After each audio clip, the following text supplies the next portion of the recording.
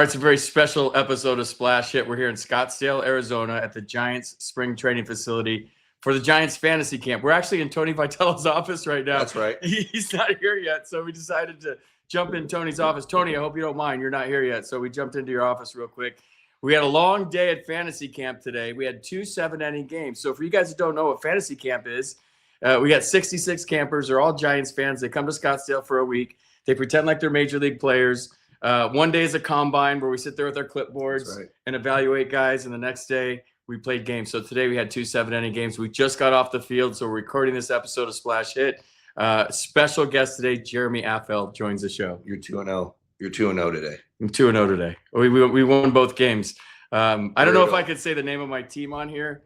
We have a guy named Sax, so we're Saxy B-Word. That's the name of our team. And the PA announcer is like, and here's the lineup for the Saxy B-Word. Yeah. So, yeah, we're not allowed to swear. Not my team. We're not allowed to swear on this podcast. I forgot to tell you. How'd you do today? I beat you the first game. Yeah, that was a joke. It was actually both close games. It was 8-5. You beat us 8-5. 8-5 first game. We were down 5-2 against Hackman Leonard. We came back and won 10-8. He wasn't very happy. I was. So it was good. I changed up my defense on him. Hitters started hitting. I tell them line drives. They're trying to hit bombs. We're going to go singles and line drives. Change it up. Now we're 1-1. Tomorrow we're going to be 3-1. Yeah, tomorrow. Well, we're just going 1-0 tomorrow. For those of you that don't know about this isn't a commercial for it. We generally love being here. Yeah, this is our best week of the year. These people are from 18 to 81. We have an 81-year-old camper right now, and we just have an absolute blast. But enough about fantasy camp.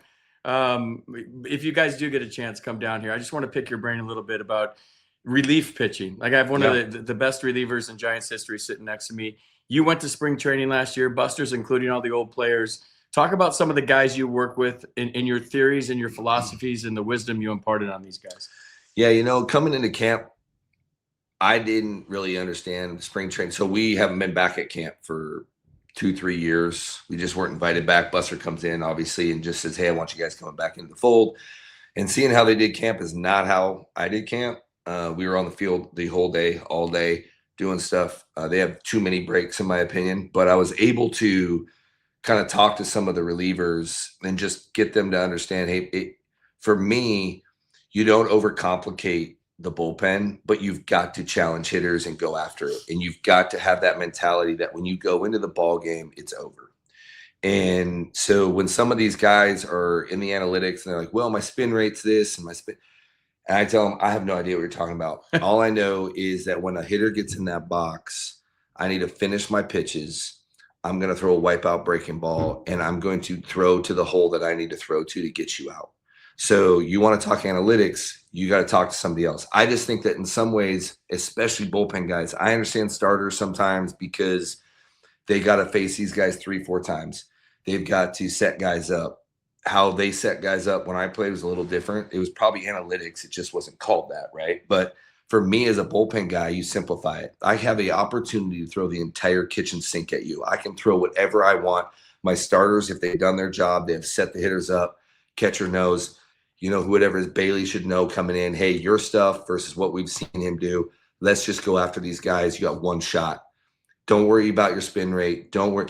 What does it feel like to finish a fastball? What does it feel like to finish a curveball? And be convicted when you throw the pitch. If you throw a pitch convicted, I don't care if you hang a convicted curveball, sometimes you'll get a guy out because you sell it. If you aim it, you're gonna sell that guy that you're aiming at, he'll see it. If you're gonna throw a sinker and you miss in, but it's convicted, you can get a guy out a lot of times. And so for me, it's all about conviction and coming in there and doing your job and believing that whenever I come into that game, I'm gonna get you out. If I don't think that way, and you're worried about all these other things, analytics, or how did I finish, or where's my spin rate, or whatever, it's not going to work well for you. And that's why I try to get through to some of these guys that were a little bit heady, in my opinion. And I think a couple of guys listen, but I think it's hard right now to kind of get past the whole analytic stage because of all the stuff they got coming at them.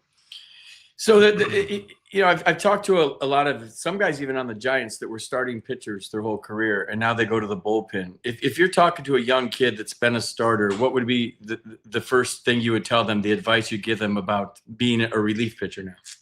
pound the zone. They're already in swing mode. So as a starter, you're trying to get them into a certain situation to finish. Well, how you're going to pitch them in the first is not necessarily how you're going to pitch them in the sixth on their third at bat, right?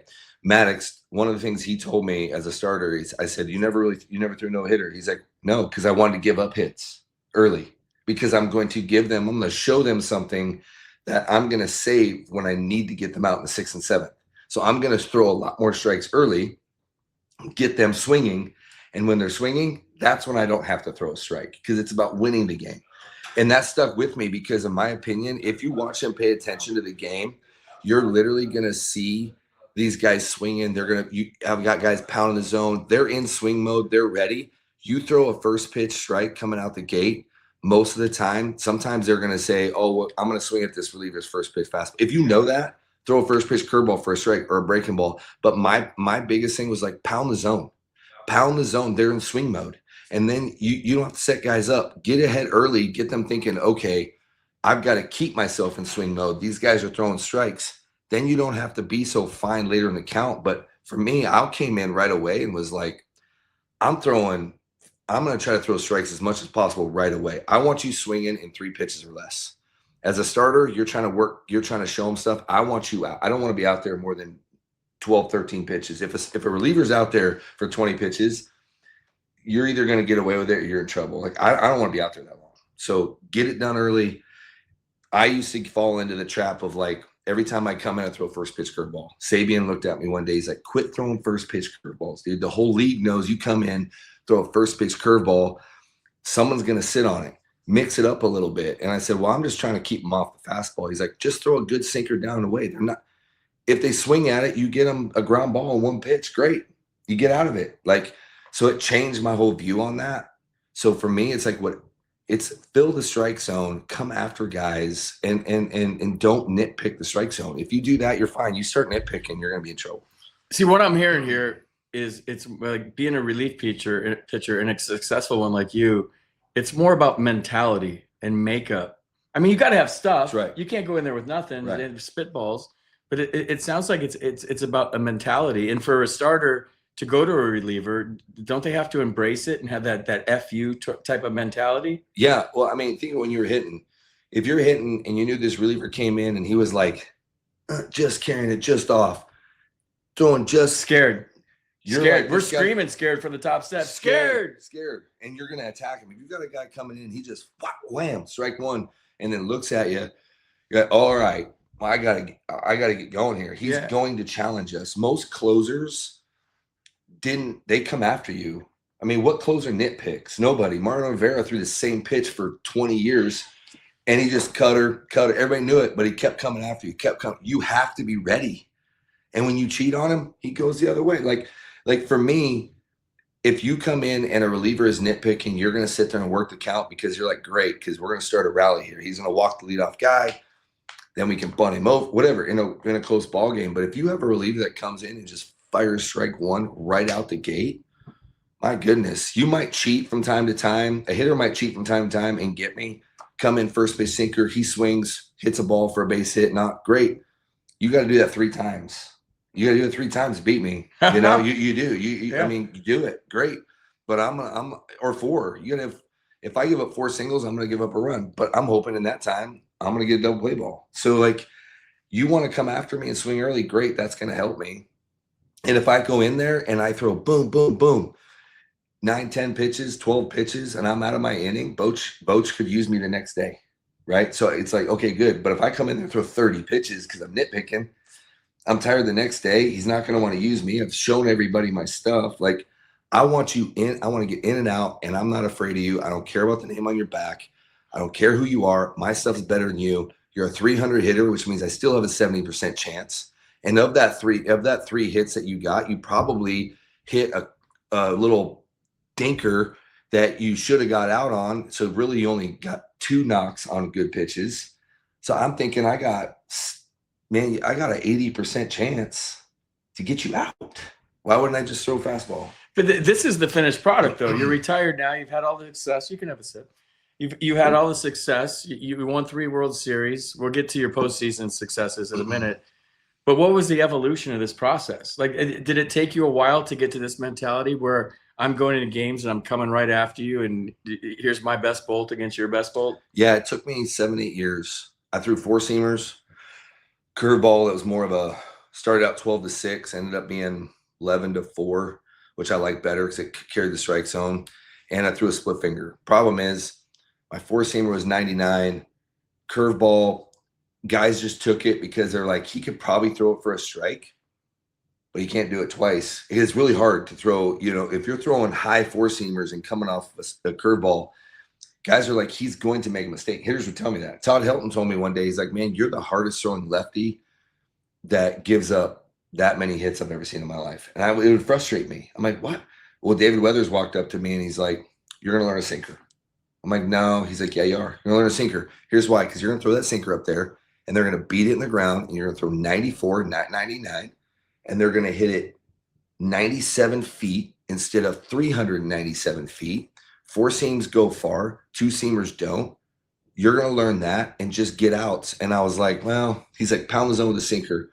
First time he showed me a sinker, I ran into the ball game against Houston. First guy faces Lance Berkman. I faced him a lot.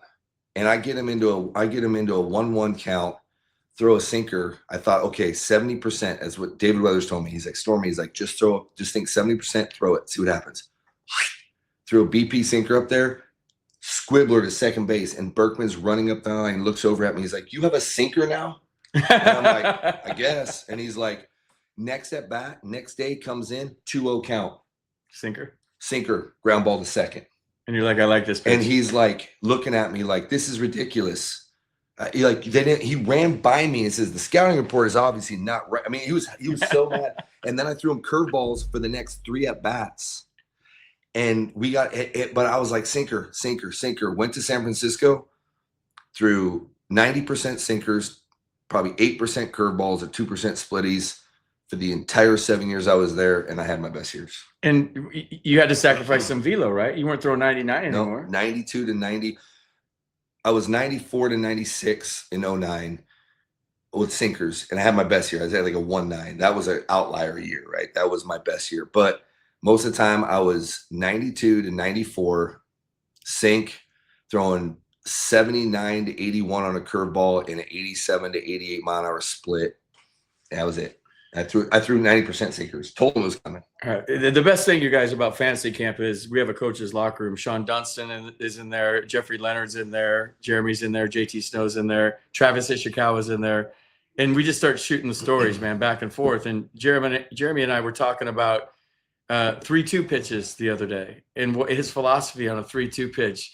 And he was talking about you as a hitter and me as a pitcher. Can you share that with us, everyone watching? Yeah, this? So I did not know this for the longest time.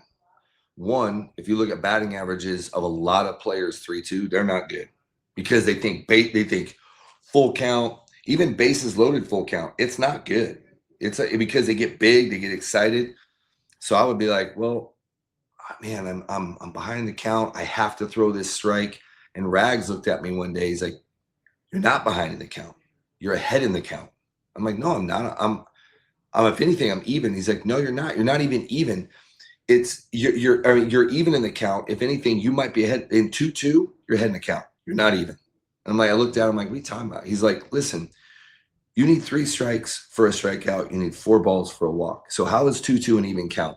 You need 1 more strike and 2 more balls. So you're ahead in the count? And I'm like, oh yeah, I'm never heard that in my life until ahead yesterday. in the count. So now I don't have to throw. He's like, and when you're 3-2, you're not behind in the count. You're technically even, but those guys are so thinking he's got to throw it. I'm going to hit the crap out of it. Throw a convicted fastball. Here's the deal. If it looks like a strike out of your hand, they have to swing because they can't take a strike. And every hitter says the worst thing you can do is take a fastball for strike 3, 3-2. So you throw one that started as a strike. If you can throw a breaking ball, looks like a strike. They're going to swing at it more times than not. It's when you get scared and push it and you throw it's a ball out of your hand. Yeah. You're not making them do anything. If it's a strike out of your hand, I think I threw so many 3-2 sinkers that were down that guy swung at because it's a strike out of my hand. A 3-2 curveball, that I would just send over, and it would probably be a little bit off. But I threw 11-4 curveball, and I'd start it as a strike. And even though it ended off the plate, they swung at it because they have to swing. So you don't have to throw a strike. They have to swing. And that changed everything on how plus it relaxed me. And so when I'm relaxed, I don't have to do anything. And Javi Lopez was the best at it. Well, bases loaded, you have to throw a strike. He's like, no, you don't. You can walk him. Yeah. I'm like, what? He's like, you don't have to do anything. We call him professor. He's like, if you tell yourself I have to, your sphincter goes like that. Mm-hmm. If you say I want to, now you're like, all right, I want to throw a strike right here. And I started using both those mentalities, and my whole thought process on pitching changed. Like, it just relaxed me. I don't have to do anything. I can mess it up. I can walk a guy. I can give up a homer. He's like, you can do that. You don't want to, but you don't have to do anything. And I was like, that was the best thing for me. It relaxed me. And with Rag saying, man, the counts, they're more aggressive. They're going to want to swing. You get guys that want to swing the bat. You're going to get those guys that are like 3-2, hoping to walk, flick your little fastball off, take a close pitch. He's like, those guys, 3, 4, 5-hole hitters do not want to walk. They don't get paid to walk. It doesn't benefit them to walk. They don't steal bags. They're going to want to swing. So throw it up there. And, man, it changed everything. Dude, that's so valuable. I mean, if you're watching this right now and you're a coach, or you're watching this and you're a pitcher and you're a young kid, I mean, that's just some golden advice from Jeremy Affelt. All right, let's get to the postseason stuff. I had no idea. This is all in the locker room yesterday, and we were talking about Sean Dunston was saying how great he was in the postseason and how he's unhittable. Then we looked it up, and he has an ERA just below 0.69, was it? Yeah, they said it as a giant. Yeah, I gave up a run. I think it ended up being like a 0.8 something overall because Colorado, I gave up a run to Ryan Howard. And the only one with a lower ERA in the history of baseball in the playoffs is Rivera. Mariano Rivera. Yeah. I passed up Babe Ruth. Tells you how good Babe Ruth was. When you pass him up to take second, that means he's good. So you were joking yesterday after we talked about this that I didn't care about the regular season, but which you did. Right. You were just trying to be funny. But like, what happened in the postseason took you to the next level? Yeah, it's mentality, just like we've been talking about. So I read this book, and he's a good friend of mine, by David Cook, and it's called 7 Days in Utopia, and they made a movie on it. Robert Duvall's in it. It's a golf movie, actually. And so I read it. It's a sports psychology book, but it's a story. And it was a see it, feel it, trust it. He'd always say SFT. So he took this golfer through this process of like, why did he implode in a turn? Took him through this deal of like, how do you view a game? And how would you, if it was a blank canvas, how would you paint the picture on every pitch? So I started visualizing. I started sitting there saying, okay, I'm going to visualize this. This is what I want to do to this guy. And so I would do it before the game. And the whole reason you visualize is it's not a hoopla deal. It's not a weird, type meditation type deal. It's just your brain is very powerful. And if it feels like it's already done it, it relaxes. So if I know the hitters I'm going to face, and you do most of the time in the big leagues, right? Okay, I'm going to face these guys. And I visualize myself facing them in the situation. When I'm in that situation, your brain technically goes into that deja vu status, like already done it.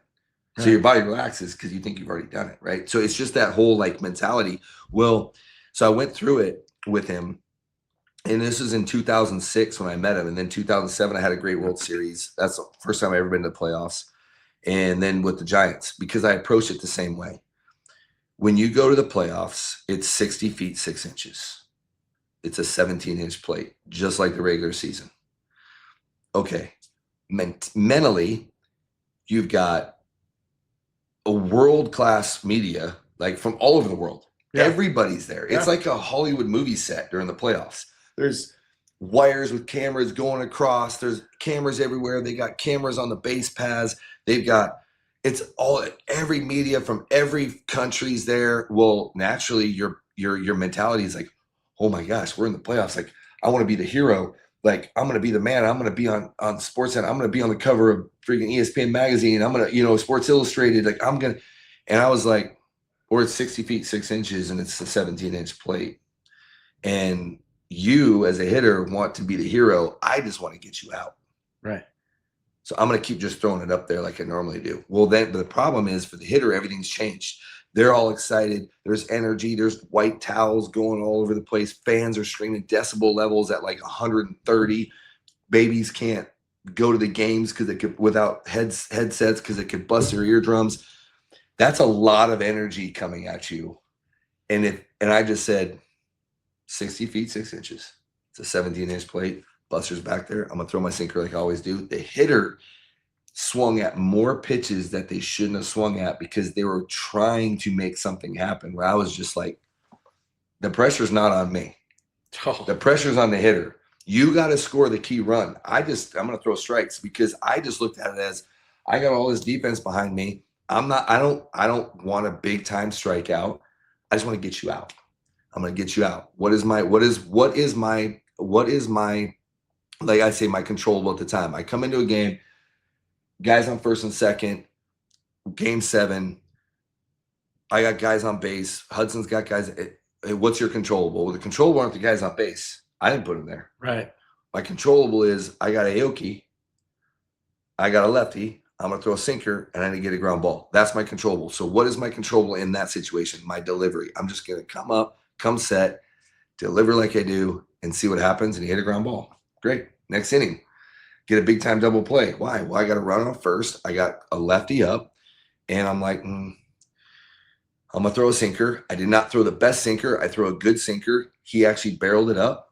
Ball's hit on the ground. That's all I can do. Panic, lays out, flips it up. That's not my controllable. That's how I thought about everything. So I relaxed, where everybody else is like, yeah, oh, I got to hit this ball in the gap, or I got to make you tighten up at the plate. I just loosen up on the mound. Like, I'm great. I'm fine. Like, I can't control all these other things. And that's what David Cook told me. He's like, if you can simplify it into what is your controllable, not think about, oh my gosh, it's 2-1, or it's a big inning. Like, I got, it's game 7 of the World Series. Those are not your controllables. That's already there. That's an uncontrollable. That's what's you've been. What is your controllable? 60 feet, 6 inches, 17 inches, Buster setting up a way, throw your sinker, finish your pitch, enter your delivery the right way, and be convicted when you throw it. Just do that. That pitch. That's all you can control is that pitch. That pitch. And then what he does. He might take it. He might swing. He might foul it off. He might pop it up. He might hit in the ground. I mean, how many times have you? One of the questions posed to me. I've thrown a ball right down the middle, and the hitter pops it straight up. I've thrown a ball on the black, and he flicks it out there and hits a ball for a double because it hit the foul line. I can't control what the hitter does. I can only control that I execute my pitch. So I'm going to execute my pitch the best that I can, and I don't worry about it. Yeah. That was how I did it. That's honestly how I did it, because the pressure became on the hitter. I had great defense. Did it work out? Yes, absolutely. I could have had a 7 ERA. I didn't. So I can't sit there and say, well, this is what I did to have this low ERA. I don't have a special formula. I just simplified the game. In the regular season, even though you try to do that, the hitters are relaxed because they're like, I got 500 at bats. Yeah. You know, like whatever. This one at bat is not going to make or break me. In the playoffs, yeah, that one at bat might win a ball game. So they tighten up. So for me, I'm like, I'm just going to keep doing everything that I did during the regular season, and I'm going to make that hitter tighten up, and I'm just going to stay loose and let's see what happens. That's valuable information. Yeah, that's gold from Jeremy Affelt. I mean, for anybody that plays any sport in a big game. Because a lot of people put pressure. I know I only had one playoff experience, not like you, but I was the tight version. Yeah. I look back at that, and I wish I could have done it differently. And I was a big mental game guy. I visualized and goal set and breathed and all that stuff every day.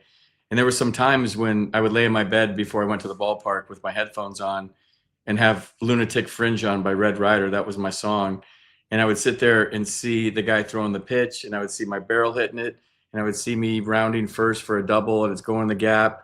And then in the game, it happens. Yeah, it's weird. Exactly the way it's weird. It's like I'm deja vu. I'm in a dream. Right. I can't believe it. I would visualize even the reporters talking to me after the game, headlines in the newspaper like Santangelo has a great game, whatever it was. Yeah. But those are all controllables, right? That's right.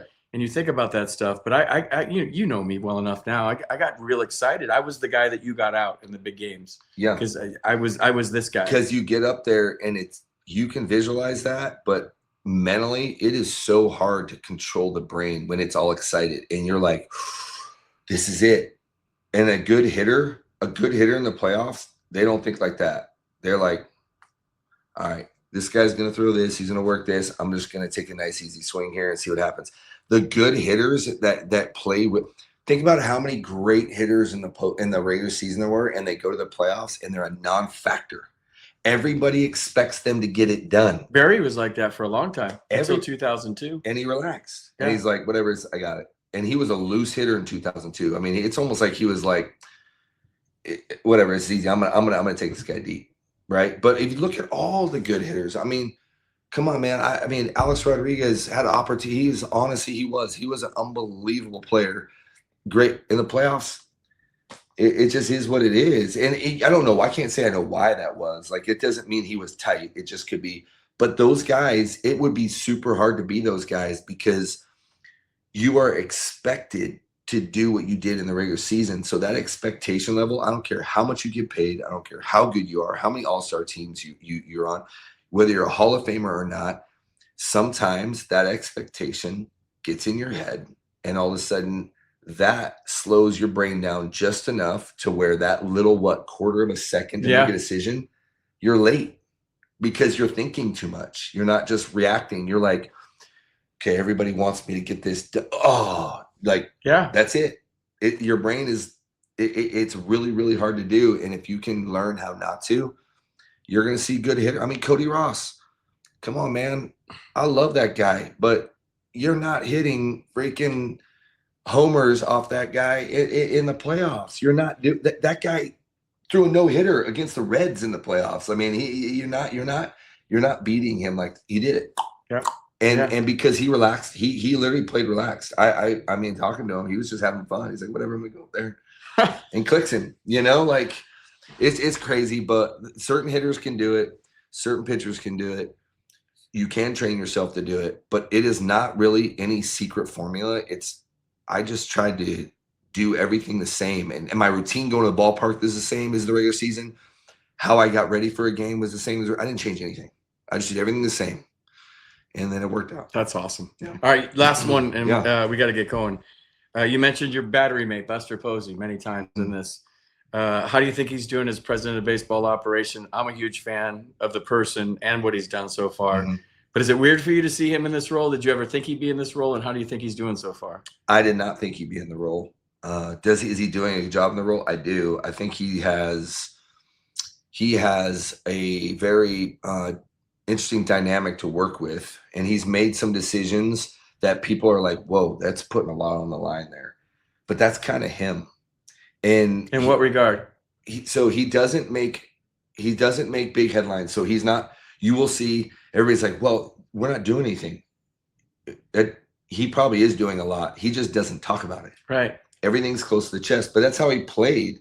You didn't see him hit a homer and run around the bases and be all hoopla. The guy hit a homer, ran around the bases. The only time you saw him give a hug was when they won the world championship. Yeah. Like, he does not get excited about everything. He doesn't make everything a headline. He is very professional in how he goes about his business, and he's trying to get things done. What people need to remember is he won the trade deadline last year. What he had to give up versus what he got in return to build a team, he won.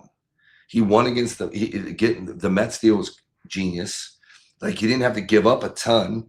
Like, he got prospects to help build upcoming situation, which you will see in probably a year or two down the road. And he didn't give up the entire team to do it. And so he's very calculated in how he's doing things. And does he take risks? He does, but they're calculated risks. It's how he caught. He took a risk when he caught, but it was a calculated. He thought about. What do you mean? The pitch that he called and stuff? Yeah, like he would never call a curveball. I'm like, Buster, I freaking throw curveballs. You know that, right? He's like, yeah, I do know that. And half the time they're off my jugular because you put them 50 feet into the ground. It's a good curveball, short.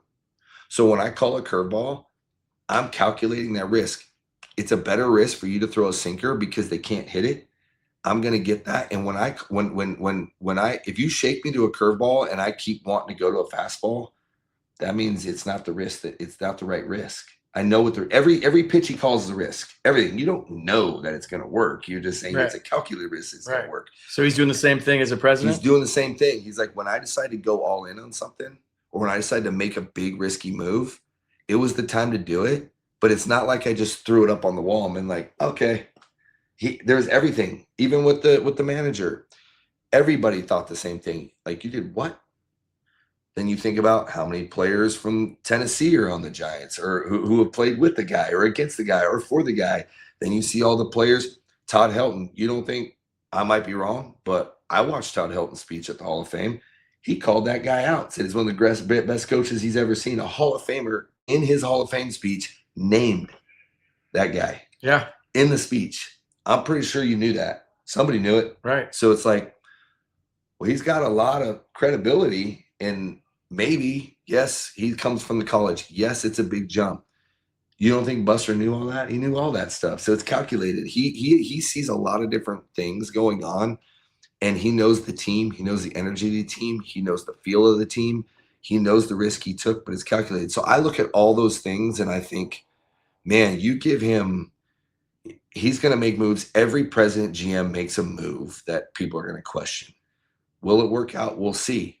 But was it calculated? Yes. Was it a risk? Yes. They're all that way. But I think he's doing a great job. And for him to say he didn't need to work for the rest of his life, everybody knows that. Yeah. He didn't have to do that. He's a Hall of Famer. He can sit back and relax. But he cares about the Giants enough where he actually said, I kind of want to run it. I kind of want to run this gig. I care about this team enough. I care about this city enough. I care about the history of the team enough that I want to be a part of it in the future, and I want to try to build something. So let me try. To me, you got to respect him just for that. But I think he's doing a great job. I do too. That was great stuff. All right, we'll let you go, Jeremy. We got to take care of some business here. But thanks for coming by today.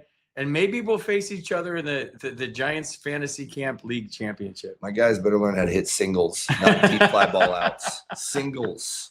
My guys are good. I'm excited. Thanks for coming today, man. Yeah, absolutely. He's got to go to dinner, awesome. man. Awesome. All right, we'll take care of some business here. We got some merchandise that we want to show you guys for the podcast, and it's good stuff. It's Splash Hit Territory merchandise. There it is. There it is. Sorry, I pressed the wrong button there for a second.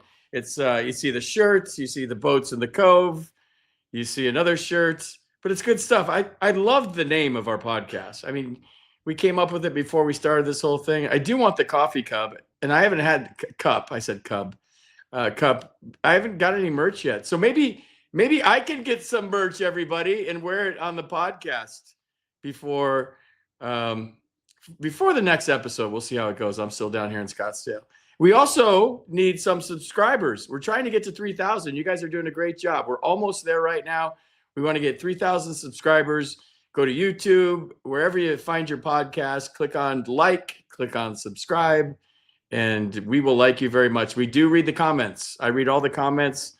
I go on there. You guys have been great. You're liking the podcast so far, and we're having fun, and we're also having fun here from Scottsdale. All right, I got to go jump in the shower. It was a long day. 2-0, baby. We won both games. Won the second one 14-3, beat JT Snow's team. I know how to draft the ball club, and I know how to coach a ball club. At least I know how to coach old people. It's been fun here. All right, thanks for listening, guys, today. That's stuff from Jeremy Affelt. I'm going to go – I don't generally rewatch these, but I'm going to go rewatch this one just because the mental side of the game was a big part of my game.